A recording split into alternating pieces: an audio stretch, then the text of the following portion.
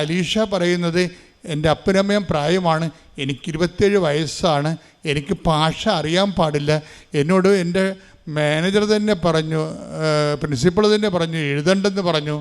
എന്നിട്ട് എങ്ങനെയാണ് അവൾ എഴുതിയത്, അവൾക്ക് എവിടെ നിന്നാണ് പണം കിട്ടിയത്, എങ്ങനെ എഴുതിയപ്പോൾ അവൾ ഒറ്റയടിക്ക് ജയിച്ചത്?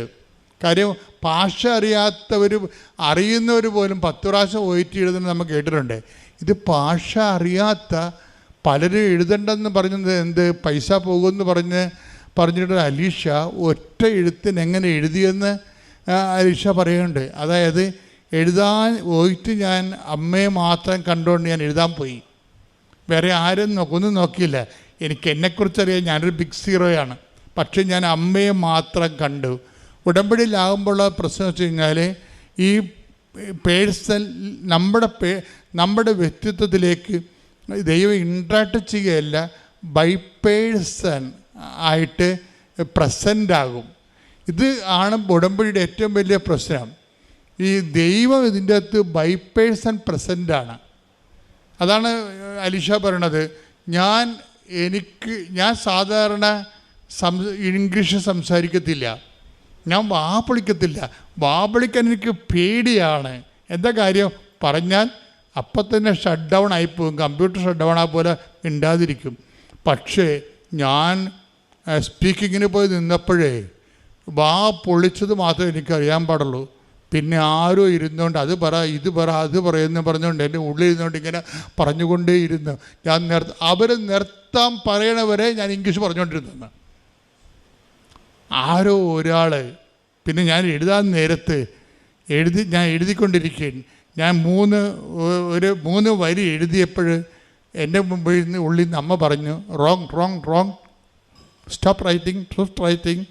ഉള്ളിൽ ഇരുന്നുകൊണ്ട് പറയുകയാണേ, നീ എഴുതാൻ ഒക്കെ തെറ്റാണ്, നീ ഒന്ന് റീഡ് ചെയ്ത് ഒന്ന് എഴുതി വായിച്ച്. അപ്പം ഞാൻ 2ാമത് എടുത്ത് വെച്ച് വായിച്ചപ്പോൾ ഞാൻ ഇത് വേറെ രീതിയിൽ എഴുതിയാൽ ശരിയാകുമല്ലോ എന്ന് എൻ്റെ ഉള്ളിൽ നിന്ന് ആരോ പറഞ്ഞു. ഞാൻ ആ രീതിയിൽ മൊത്തം എഴുതിയെന്ന് പറയും. അപ്പം എല്ലാം ആരോ പറഞ്ഞു തരുന്നു, ആരോ പറഞ്ഞു തന്നിട്ട് ഞാൻ എഴുതുന്നു, ആരോ പറഞ്ഞു തന്നിട്ട് ഞാൻ ഇംഗ്ലീഷ് പറയുന്നു. അങ്ങനെ ഒരു പേഴ്സൺ ആയിട്ടുള്ള ഒരു വ്യക്തി ഉടമ്പടിയിലേക്ക് കടന്നു വരികയും ഈ വ്യക്തിയാണ് നിങ്ങൾ ഉടമ്പടിയെ, അതായത് ഉടമ്പടി എടുക്കുന്ന ആൾ എപ്പോഴും ഓർക്കേണ്ട ഇതാണ്, ഉടമ്പടി നിങ്ങളുടെ പെർഫെക്റ്റ് ആണെങ്കിൽ നിങ്ങൾക്ക് പകരമായിട്ട് നിങ്ങളുടെ ഡ്യൂപ്പ് വരും. അതാണ് വിഷയം. ഈ സിനിമയിലൊക്കെ ഡ്യൂപ്പ് വരത്തില്ലേ, അതായത് ഏറ്റവും പ്രയാസമുള്ള കാര്യങ്ങൾ ചെയ്യുന്നത് ആ ഫിലിം സ്റ്റാറിൻ്റെ ഡ്രസ്സ് ഇട്ടിട്ട് ആ ഹെയർ സ്റ്റൈൽ കറക്റ്റാക്കിയിട്ട് ആ ഡ്യൂപ്പാണ് അതെല്ലാം ചെയ്യണം. അയാളുടെ എക്സ്പെർട്ടാണ് അതിൻ്റെ അകത്ത്. ഇടയ്ക്ക് ഇങ്ങനെ ക്യാമറ ഇയാളുടെ ഫേസ് ഇങ്ങനെ സ്റ്റാറിൻ്റെ ഫേസ് ഇങ്ങനെ കാണിക്കുന്നേ ഉള്ളൂ. പക്ഷെ അഭ്യാസവും അടിതള പറക്കലും ചവിട്ടലും ഒക്കെ വരെ നടത്തുന്ന എല്ലാം ഡ്യൂപ്പായിരിക്കും, എക്സ്പെർട്ടായിരിക്കും. ഇതുപോലെ ഉടമ്പടിയിൽ ഒരു ഡ്യൂപ്പുണ്ട് എപ്പോഴും, അതെപ്പോഴും നമ്മൾ ശ്രദ്ധിക്കണം. അതാണ് ഇവർ മാത്രമല്ല, സാക്ഷ്യം പെർഫെക്റ്റ് ഉടമ്പടിയിൽ എല്ലാവരും തന്നെ പ്രസൻസ് പറയുന്നുണ്ട്. എല്ലാവരും തന്നെ പറയും. ഒരാളുണ്ടായിരുന്നു ഇപ്പം തന്നെ നേരത്തെ ഒരു സ്വാതികൃഷ്ണ എന്ന് പറഞ്ഞ സാക്ഷ്യം, ഇന്നലെ സ്വാതികൃഷ്ണയുടെ സാക്ഷ്യം ഉണ്ടായി. സ്വാതികൃഷ്ണ ഇതുപോലെ തന്നെ ഒരു സ്റ്റുഡൻ്റാണ്. സ്വാതികൃഷ്ണയ്ക്ക് ഒത്തിരി സാമ്പത്തിക പ്രോബ്ലമാണ്. കാര്യം അവൾക്ക് വിദേശത്ത് പോയി പഠിക്കണം, പക്ഷേ സ്ഥലമില്ല. പിന്നെ ഉള്ള സ്ഥലം 3 സെൻറ്റാണ്. അത് വീടും സ്ഥലവും കൂടി കൊടുത്താൽ 3 ലക്ഷം രൂപയെ സൊസൈറ്റി ബാങ്കിൽ നിന്ന് കിട്ടത്തുള്ളൂ. പക്ഷേ സ്വാതികൃഷ്ണയുടെ ഒരു അവസ്ഥ എന്ന് പറയണത് ഇതുപോലെ തന്നെയാണ്. അതായത് മാതാപിതാക്കന്മാർ സിക്കോ മറ്റേയാണ്, അവൾക്കിത് പറ്റാത്ത ഒരു ജോലിയാണ്. പക്ഷേ ഇതല്ലാതെ വേറെ ഒരു കാര്യം അവർക്കില്ല. അപ്പം അങ്ങനെ സാമ്പത്തികമായ തകർച്ചയാണ്.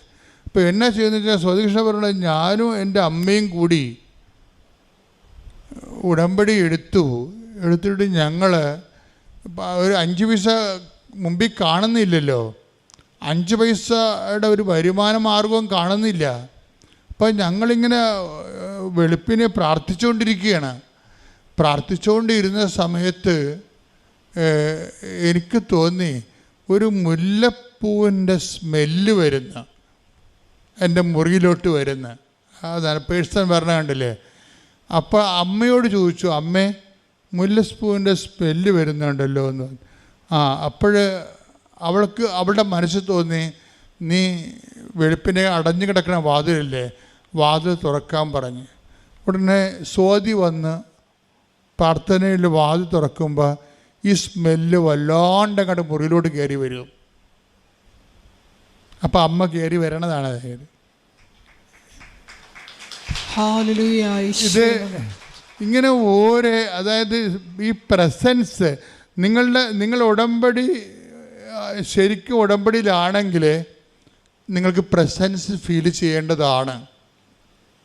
കാര്യം ഉടമ്പടിയുടെ പാക്കേജിലുള്ളതാണ്. എന്താണ് പറഞ്ഞിരിക്കുന്നത്? ഞാൻ എൻ്റെ കൂടാരം നിങ്ങളുടെ ഇടയിൽ സ്ഥാപിക്കും. വാഗ്ദാന പേടകത്തിൻ്റെയൊക്കെ കോൺസെപ്റ്റ് അതാണ്. വാഗ്ദാന പേടകത്തിൻ്റെ കോൺസെപ്റ്റ് തന്നെ നിങ്ങൾ അവൻ പറയണ പോലെ ചെയ്ത് കഴിയുമ്പോൾ, ദൈവത്തിൻ്റെ വചനം നിങ്ങളെ പാലിച്ച് കഴിയുമ്പോൾ നിങ്ങൾ തന്നെ വാഗ്ദാന പേടകമായിട്ട് കൺവേർട്ട് ചെയ്യും. ആർക്ക് ഓഫ് ദി കവനൻ്റ്, ദൈവം നിങ്ങളിൽ വസിക്കും. ഈ ദൈവം നിങ്ങളിൽ വസിക്കുന്ന അനുസരിച്ചാണ് ഇതുപോലെ നമ്മൾക്ക് വ്യക്തികളെ കാണാൻ കഴിയണതും നമ്മൾ തന്നെ ചെല്ലുന്ന ഇടങ്ങളിൽ നമ്മൾക്ക് ഉടനെ സഹായങ്ങൾ ലഭിക്കണതും. ഇങ്ങനെ ഓരോരോ വിഷയങ്ങളും മറ്റ് പ്രാർത്ഥനാ രൂപങ്ങൾക്ക് ഇല്ലാത്ത ഏറ്റവും പ്രധാനപ്പെട്ട ഫീച്ചർ ഈ പ്രസൻസാണ്. പക്ഷെ പ്രസൻസിന് എപ്പോഴും വേണ്ടത്, ഇപ്പോൾ സ്വാതിയുടെ കുറച്ച് ഉടമ്പടി മുന്നോട്ട് പോകുമ്പോൾ സ്വാതിയുടെ അമ്മ പറയും, നിനക്ക് വിസ ഇപ്പോഴും വരണില്ലല്ലോ. വിസ വരുന്നതിന് മുമ്പ് ഒരു സംഭവം ഉണ്ടായിരുന്നു. വിസ വരുന്നതിന് മുമ്പ് സ്വാതി അത് വരാത്ത കാലത്ത് ഇവിടെ വന്ന് ഉടമ്പടി ചെയ്തിട്ടിരുന്ന് പ്രാർത്ഥിക്കുമ്പോൾ സ്വാതിയുടെ പ്രശ്നം പണമാണ്. പണം കിട്ടാനുള്ള മാർഗവും ഇല്ല,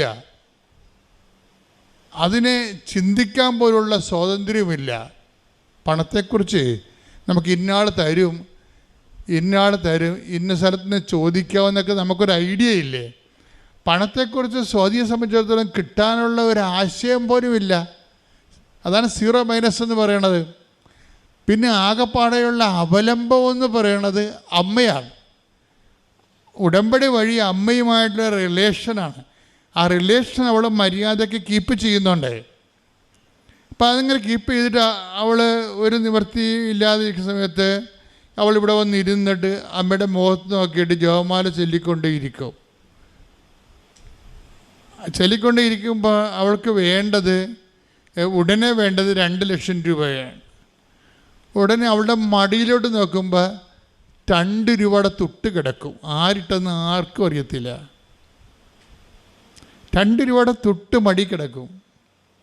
ഇതൊക്കെ കേൾക്കുമ്പോൾ തന്നെ രസമാണ്. എന്നുവെച്ചാൽ നമ്മൾ പറയുന്നൊരു ആംഗിളിലല്ല ഉടമ്പടി പോണത്. ഇത് ഡയറക്റ്റ് പേഴ്സൺ ടു പേഴ്സൺ ഇൻട്രാക്ഷനാണ്.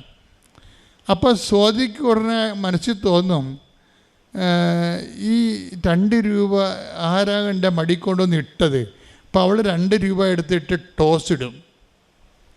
എന്താണെന്ന് വെച്ചാൽ, എനിക്കൊരു ഗതിയും പരഗതിയും ഇല്ല, 5 പൈസ കിട്ടാനും തരവില്ല, ആരോട് ചോദിക്കുന്നുള്ളൊരു ഐഡിയയും ഇല്ല, ഞാനിങ്ങനെ ഒരു ബിഗ് സീറോ അല്ലേ, അമ്മേ സത്യം പറ, ഞാൻ പോകുക ഇല്ലയോ എന്നിട്ട് പറഞ്ഞിട്ട് ടോസ് ഇട്ട് കഴിഞ്ഞപ്പോൾ ഉടനെ മാതാവ് നീ പോകുമെന്ന് പറയും. അതാണ് ടോസ് വീഴും. അപ്പോൾ അതും പിടിച്ചോണ്ട് അവളിൽ നിന്ന് ഇറങ്ങിപ്പോയി കഴിയുമ്പോൾ ഉടനെ അവളുടെ ആൻറ്റി വിളിക്കും. ആൻറ്റി വിളിച്ചിട്ട് ഈ 2 ലക്ഷം രൂപ അവൾക്ക് ക്രമീകരിച്ച് കൊടുക്കും. അപ്പോൾ പിന്നെ ഈ പൈസ അവളുടെ കയ്യിൽ നിന്ന് കാണാതെ പോകും. അത് ഇത് ഭയങ്കര രസം. ആ സാക്ഷി ഇന്നാണ് ഇട്ടിരിക്കുന്നത്, നിങ്ങൾ നോക്കിയാൽ മതി. എങ്ങനെയാണ് വളരെ കോൺക്രീറ്റ് ടാൻജിബിളായിട്ട് നമ്മളോട് ദൈവം ഇങ്ങനെ മെറ്റീരിയലായിട്ട് ഇടപെടുന്നത്. ഉടമ്പടിയുടെ ഏറ്റവും വലിയ ഫീച്ചറിൽ ഒന്നാണ് മെറ്റീരിയലായിട്ട് നമ്മളോട് ഇടപെടുന്നത്, മെറ്റീരിയൽ എവിഡൻസോടുകൂടി. അല്ല, ഒരു സ്പിരിച്വൽ എവിഡൻസിൻ്റെ എല്ലാം കഴിഞ്ഞിട്ട് ഒരു ഡയറക്റ്റ് കോണ്ടാക്റ്റ് മെറ്റീരിയൽ എവിഡൻസ് എന്ന രീതിയിലാണ് ഇപ്പോൾ ഉടമ്പടിയിലെ ലാസ്റ്റ് ഭാഗങ്ങളെല്ലാം സഞ്ചരിക്കുന്നത്.